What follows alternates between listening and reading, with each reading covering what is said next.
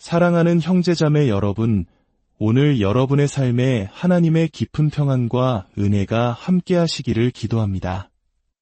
우리의 이야기가 시작되기 전 잠시 시간을 내어 구독과 좋아요를 눌러주시면 감사하겠습니다. 여러분의 작은 손길 하나하나가 이 은혜의 메시지를 더 많은 영혼에게 전하는 귀한 통로가 됩니다. 여러분의 삶을 주님의 이름으로 축복합니다. 오늘 우리는 깨어짐이라는 다소 무겁게 들릴 수 있는 주제에 대해 이야기 나누고자 합니다. 우리 사회는 늘 성공과 성취, 그리고 강인함을 이야기합니다. 깨어짐, 실패, 연약함은 마치 감춰야 할 부끄러운 상처처럼 여겨지곤 합니다. 하지만 성경이 말하는 깨어짐은 단순한 실패나 좌절이 아닙니다. 깨어짐이란 바로 하나님께서 우리의 삶에 친히 개입하시는 순간입니다. 우리가 우리의 힘과 지혜를 의지하여 달려가던 그 길을 멈추게 하시는 지점입니다.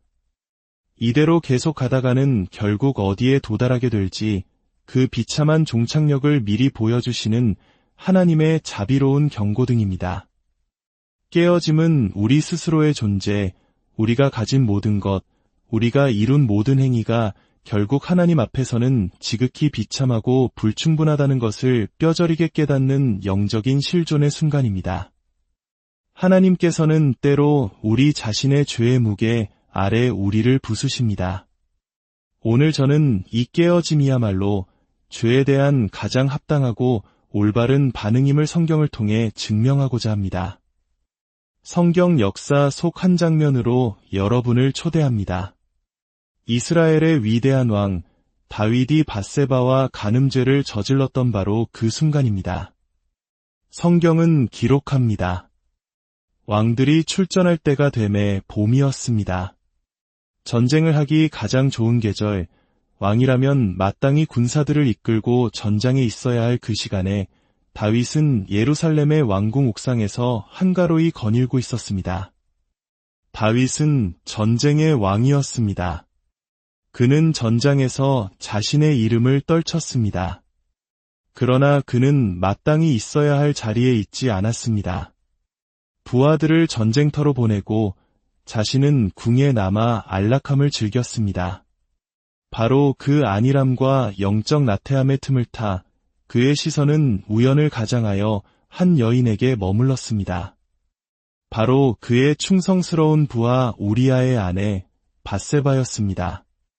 그는 그녀를 탐했고 그녀를 범했습니다. 그리고 자신의 죄를 덮기 위해 그녀의 남편 우리아를 교묘하게 죽음으로 내몰았습니다.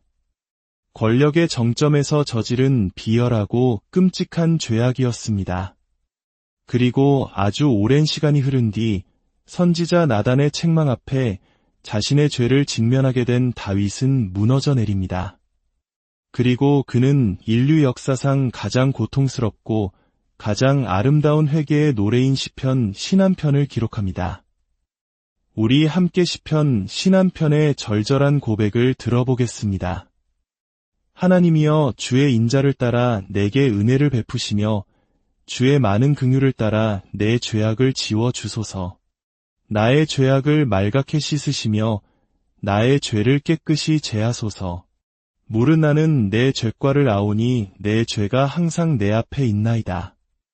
내가 주께만 범죄하여 주의 목전에 악을 행하였사오니 주께서 말씀하실 때에 의로우시다 하고 주께서 심판하실 때에 순전하시다 하리이다. 내가 죄악 중에서 출생하였으며 어머니가 죄 중에서 나를 잉태하였나이다.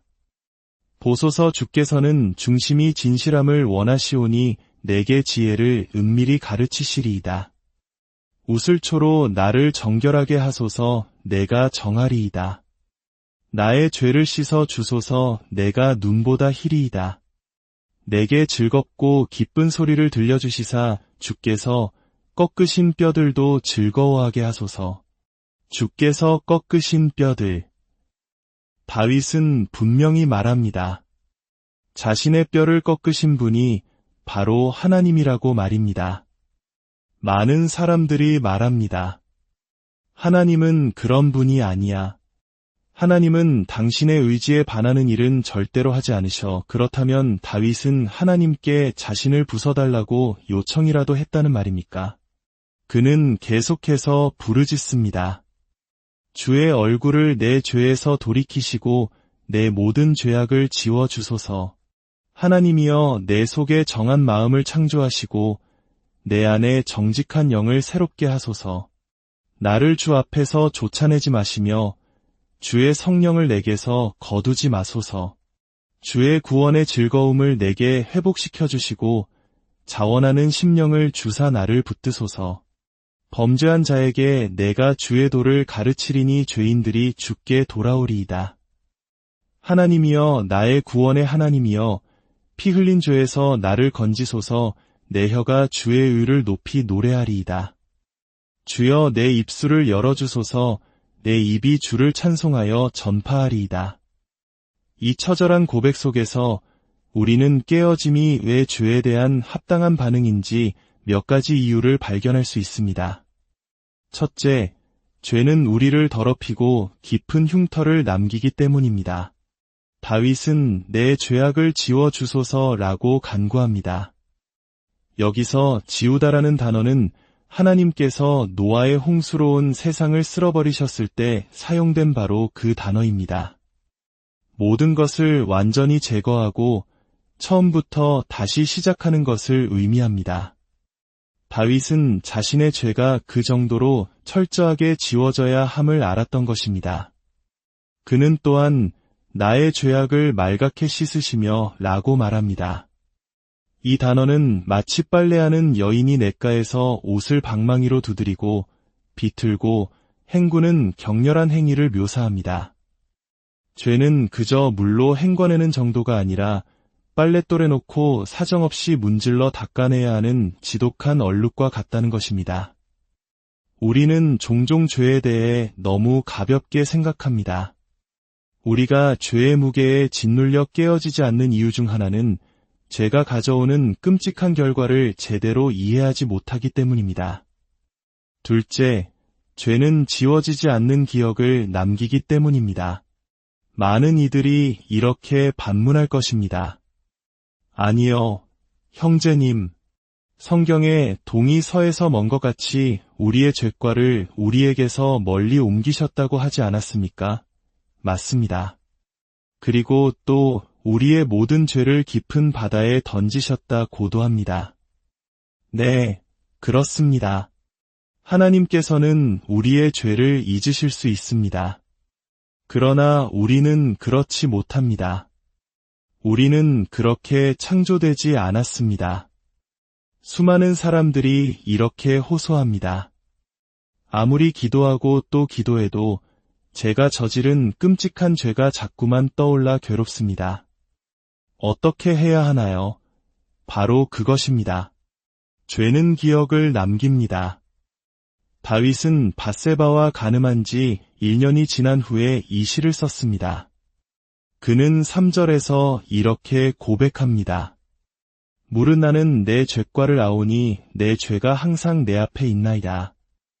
1년이 지났지만 그의 죄는 생생하게 그의 눈앞에 있었습니다. 이것은 결코 저주가 아닙니다. 오히려 하나님의 은혜입니다. 우리가 죄를 잊지 못하는 것에는 최소 3가지의 선한 이유가 있습니다. 첫째, 죄를 기억할 때에만 우리는 하나님의 은혜를 온전히 증거할 수 있습니다. 하나님의 은혜로 제가 구원받았습니다. 그런데 무슨 죄를 용서받았는지는 잘 기억이 나지 않습니다.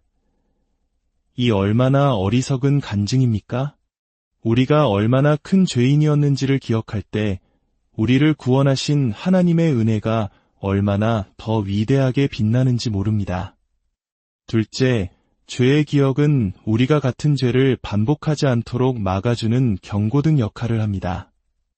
만약 우리가 불이 뜨겁다는 사실을 계속 잊어버린다면 어떻게 될까요?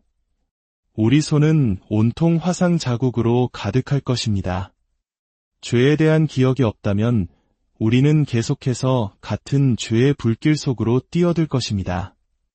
하나님께서는 죄의 결과에 대한 기억을 통해 우리를 훈계하시고 보호하시며 회개로 이끄십니다. 셋째, 죄의 기억은 우리가 얼마나 성장했는지를 보여주는 척도가 됩니다. 저는 제가 자라온 로스앤젤레스 중심가의 어두운 거리를 잊을 수 없습니다. 코카인 중독으로 55세에 돌아가신 아버지를 장사 지내기 위해 고향에 돌아갔을 때 저는 그 거리들을 운전하며 눈물을 쏟았습니다. 함께 자랐던 친구들 중 일부는 더 이상 살아있지 않았습니다.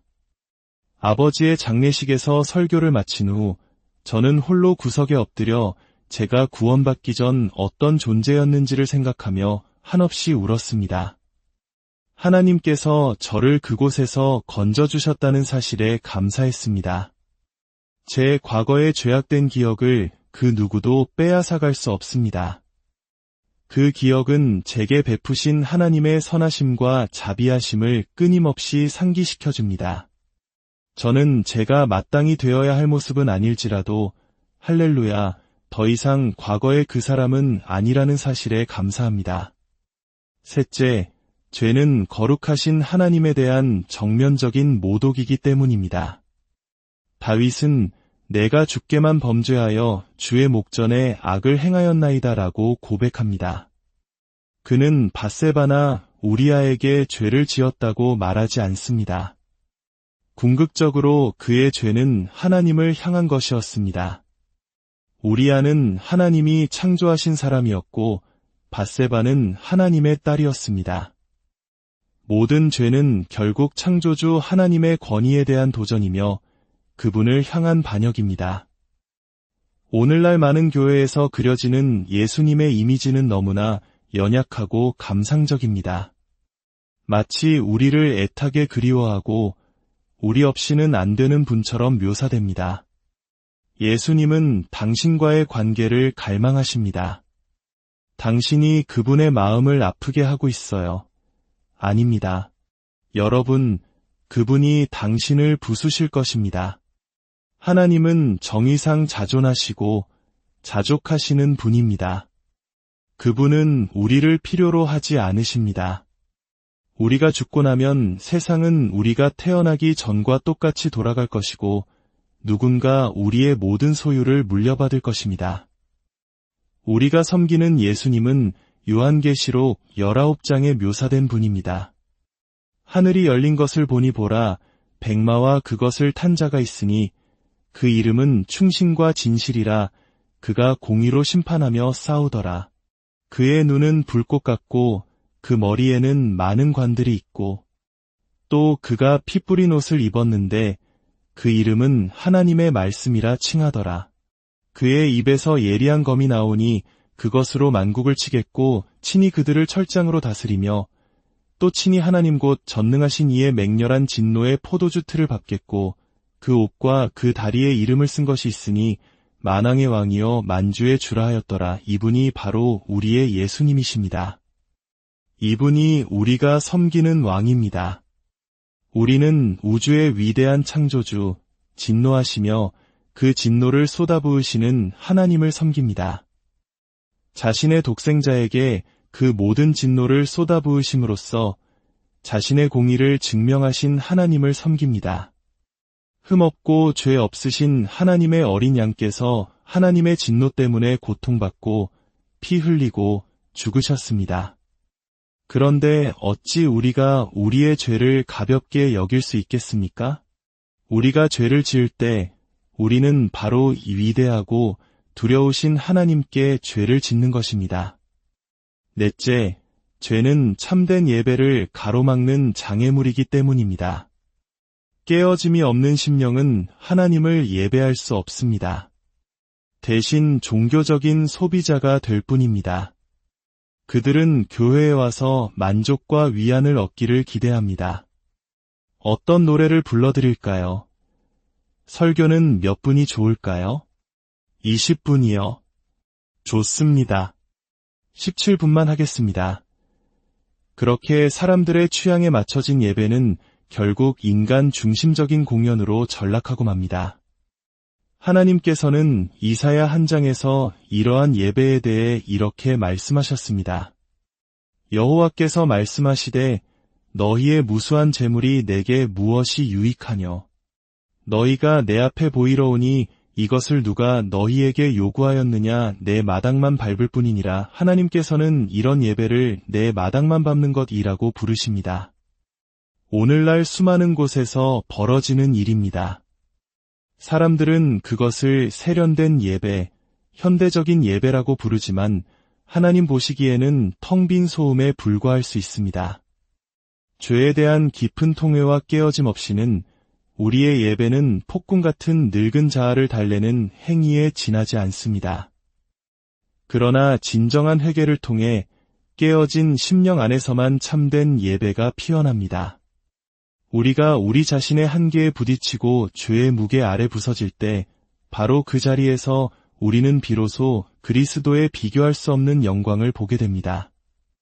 다시 시편 신한편으로 돌아가 다윗의 간구를 보십시오. 내게 은혜를 베푸소서, 지워주소서, 씻어주소서, 정결하게 하소서, 들려주소서, 정한 마음을 창조하소서, 새롭게 하소서, 회복시켜주소서, 건지소서, 내 입술을 열어주소서.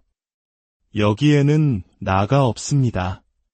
내가 하겠습니다. 가 없습니다. 다윗은 깨달았습니다. 자신에게 필요한 모든 것은 오직 하나님께로부터만 온다는 사실을 말입니다. 깨어지기 전까지 우리는 스스로 할 수 있다고 착각합니다. 나는 기도했어. 나는 삶을 바꿨어. 나는 큐티를 했어. 나. 그러나 깨어진 다윗은 외칩니다. 아닙니다. 저는 할 수 없습니다. 제가 할 수 있는 것의 결과가 무엇인지 똑똑히 보았습니다. 저는 이제 제가 할 수 있는 것에 진저리가 납니다. 주님이 하셔야 합니다. 주님이 저를 씻기셔야 합니다. 주님이 저를 정결하게 하셔야 합니다. 주님이 저를 새롭게 창조하셔야 합니다. 주님이 저를 온전케 하셔야 합니다. 주님이 저를 사랑하시고 용서하시고 구원하셔야 합니다. 제게는 오직 주님만이 필요합니다. 형제자매 여러분, 그렇습니다. 깨어짐은 죄에 대한 유일하고도 가장 합당한 반응입니다. 그러나 깨어짐은 자기 연민에 빠져 주저앉으라는 뜻이 아닙니다. 다윗은 죄의 무게 아래 부서졌지만 하나님은 그를 그 자리에 버려두지 않으셨습니다. 바로 그 깨어짐의 자리에서 그는 비로소 하나님을 진정으로 예배할 수 있는 자가 되었습니다. 깨어짐은 우리를 하나님의 은혜와 자비가 얼마나 위대한지를 깨닫는 자리로 인도합니다. 그리고 그 깨달음 속에서 터져나오는 찬양이야말로 하나님께서 기뻐 받으시는 참된 예배입니다. 부디 오늘 말씀을 듣는 모든 분들이 자신의 연약함 속에서 하나님의 강하심을 발견하고 깨어짐을 통해 온전한 예배자로 거듭나시기를 주님의 이름으로 간절히